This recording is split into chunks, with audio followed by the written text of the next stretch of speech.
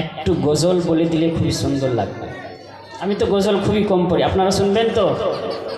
কে কে শুনবেন একটু হাত তোলেন তো। বেশি বলবো না, আমি বেশি গজল বলতে জানি না।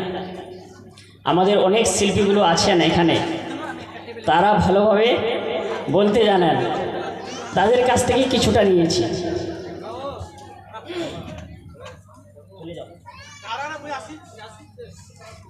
শুনবেন তো? তাহলে দুই হাত উঁচু করে বলেন সুবহানাল্লাহ, জোরে করে বলেন সুবহানাল্লাহ।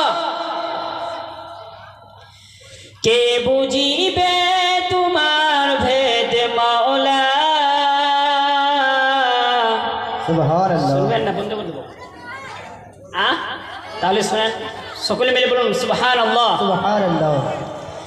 কে বুঝিবে